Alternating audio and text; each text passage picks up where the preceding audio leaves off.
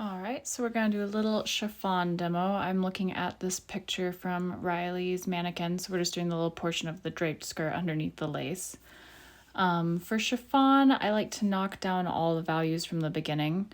There's nothing that's gonna be a super bright white on this, so I'm gonna do a nice pass of like a medium local color. We do have a couple bounced colors in this, a warmer and a cooler, but the overall local is that like periwinkle lilac. So I'm creating a very thin layer of that with quite a bit of water in order just to bring our values down to keep me from ever having anything too hot there. That will preserve our highlights in our skirts underneath it out of the satin. It'll make those feel more punchy, and the white of the lace that's overlaying it will also feel a little bit brighter then. So we're lowering the value over the whole range for this one. To create some of those nice soft folds, I'm going to begin by then just preserving a couple highlights with a clean, damp brush and going through and kind of pushing them around. This is kind of wet blending, messing around and being sculptural with it. It's helping me create nice soft drapery and folds and start mapping them without having too much pencil on the page. So this is just a clean brush. I'm wiping it off so that it's just barely damp and then pushing the wash away from the areas I would like to reserve some highlight. I'm also going to move my light so the reflection isn't so bad. Sorry about that. I'm going to start mixing a cool color for the shadows. So we're adding in quite a bit of our cobalt. I'm using a little bit of red, and then I'm using just a touch of that purple lake that I put on your palette. And while this is still wet, we know that these are going to dry lighter, they're going to bloom, they're going to get bigger than when we put them down, of course. So we're just adding them into areas that we see shadow and acknowledging that they're going to move around on us. This is like sculpting out of butter. It's just squishy and soft, and it's all going to get gestural anyway, but it just helps us to establish those initial shapes. I like using wet blending for this because chiffon doesn't have a lot of angular shapes to it. It's kind of everything spills right into the next. Even when they're stacked right next to each other, there's kind of a soft little blend as they turn around the corner because of the net and the like luminosity of the light coming through it.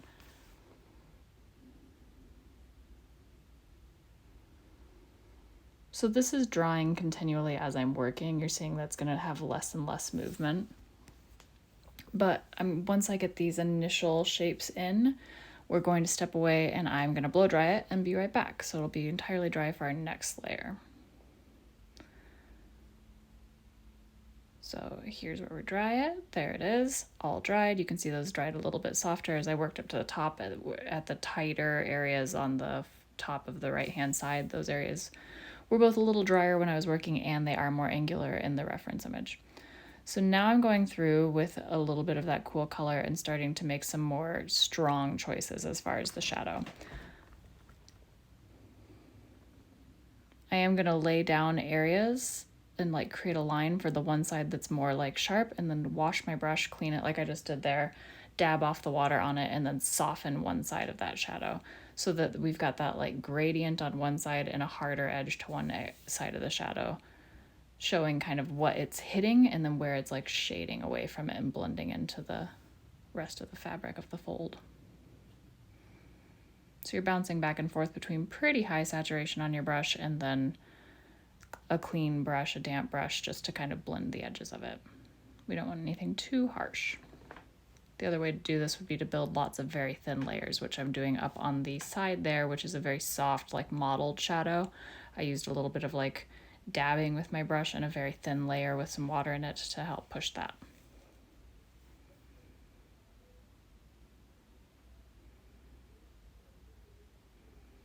It's one of those instances where I could not print the reference image because my printer does not want to print the correct colors right now.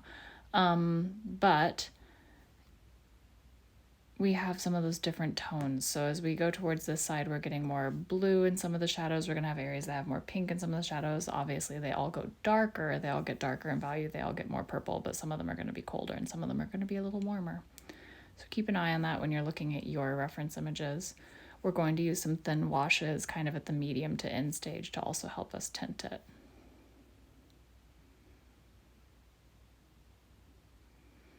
You can see here I'm mixing a very blue that when it lays over what the purple we've already put in, it blends in a lot better, but it's mixed on the page there. You can see it's pretty much straight cobalt with a bit of water in it.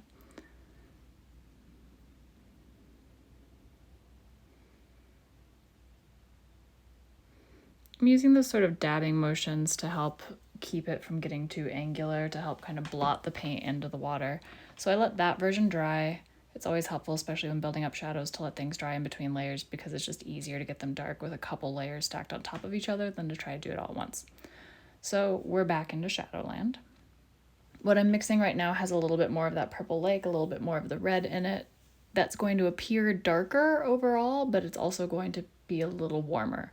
So the shadows that are towards the left leaning side, bouncing that amber light from the research image, are going to have a little bit more of a warm tint to them.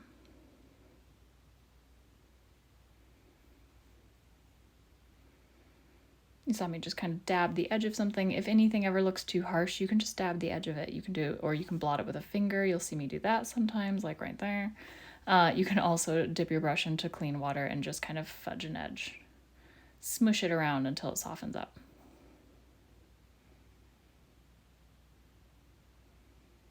I am using a pointed round brush for this because I like the variation of like the scale of the brush stroke. And because everything has kind of a round feeling, I like a round brush.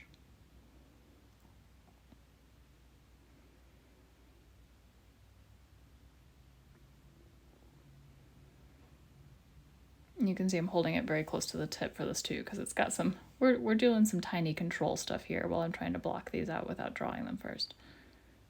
You can draw them first, that's fine. Just make sure that you use a soft pencil line and pick up any extra graphite so it doesn't get smeared into this, since it is pretty light in the color and you don't want it to get grayed out.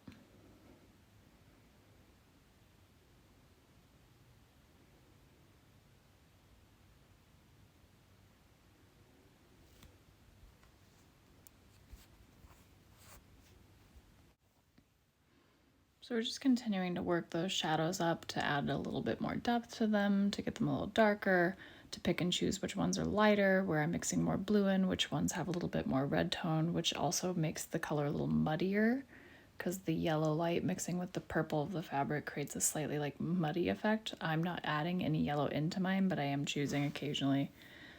You can kind of see on the palette there where some of these purples have like a grayer tone and some of them are more true.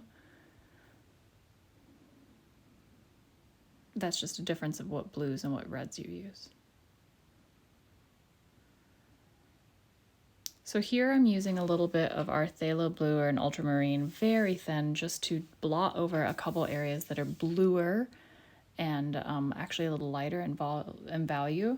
So that top right-hand corner, that stack of folds to me has a little bit extra like blue tint to it. It helps it feel a little lighter and it helps it feel less purple. And then a little bit of the area on the bottom corner where it gets in, blotted in that very bottom edge of the fold, adding a little blue to that. And then I'm starting to block in where under, this is where there's not velvet, there's lace in the research image. I just painted underneath it. You should put frisket or something there before you do this so that you can reserve it. So I've gone ahead and let that dry. I'm taking a clean brush. I've got a fine point. It's a pretty stiff round, and I'm lifting highlights now. So I've gone ahead and gotten this damp, but not soaking. I don't want any standing water because then I'll get edges, but just back and forth, not a lot of pressure, but just like letting the water absorb in and then going over it a couple times with a clean brush is enough to carve out some really lovely soft highlights. So doing it this way reveals the undercolor that we already painted in. It keeps those blue tones, those red tones, and it also keeps the highlights really, really soft. You can certainly paint around them a little bit more than I did and keep an angular feeling, but I kind of like this like backwards carving them back in because it does create a very like soft effect without me leaving anything too bright. Like I said, we don't want any of our hottest highlights to be in this section.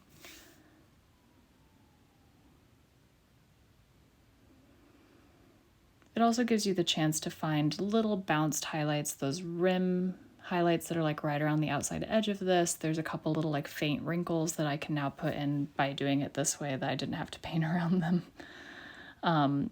If you need your brush to be thinner, you can see sometimes I'll like pancake it between my fingers and I can actually create like a little carved line with it to make it even thinner so that if you're working with a round, you're using pressure so it's not going to stay at that little point. But if you kind of pressure it into being like a flat shape, or even if you have a very thin flat brush, you can use that to do pretty sharp highlights with this method. Most of the time when I'm doing this on this one, it's lifting pretty easy. I'm not needing to blot them up, but every once in a while you will need to go back over it and like pick up the standing water. If there are any little pieces of paper that are rolling up, you can kind of brush them aside with the brush very, very lightly, or you can wait till it's dry and brush them off. But they shouldn't affect the way that the painting is going to actually look when it's done. So now that I've added those highlights in, I'm going back and bumping up just a couple of our more specific, like angular shadows, making sure that the like logic of each fold is actually there, not that I'm emphasizing different folds as being darker than others. They're not all the same. Some of them are lighter, some of them are darker, some of them are angular, some of them are softer. So that's what I'm kind of going through and double checking, like how they create balance within themselves over the whole painting.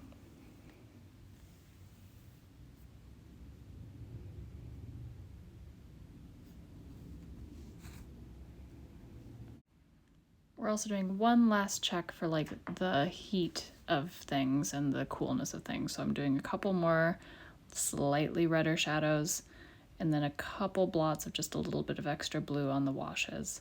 And this is our final result with I real quick penciled a couple of the lace effects in, but I hope that helps. Good luck.